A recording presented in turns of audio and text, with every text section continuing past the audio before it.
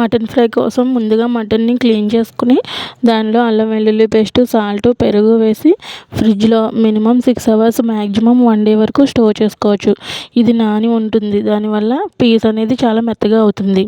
మనం ఫ్రై చేసే ముందు తీసుకుని వాటిని చిన్న చిన్న పీసెస్గా కట్ చేసుకుని ఒక పక్కన పెట్టుకుని ఆనియన్ స్టాండ్ ద్వారా పేస్ట్ చేసుకోవాలి. మిక్సీలో మాత్రం వేయకూడదు. మెత్తని పేస్ట్ అంటే టేస్ట్ రాదు. ఇలా స్టాండ్ ద్వారా పేస్ట్ చేసుకోవాలి. అదే టేస్ట్గా ఉంటుంది.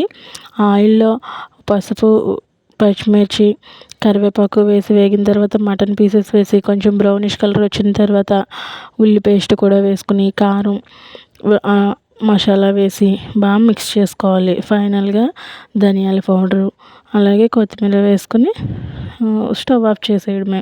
ఇది గోల్డెన్ బ్రౌన్ కలర్ వస్తుందండి. అప్పటి వరకు ఫ్రై చేయాలి. చాలా టేస్ట్గా ఉంటుందండి. ఒకసారి మీరు కూడా ట్రై చేయండి.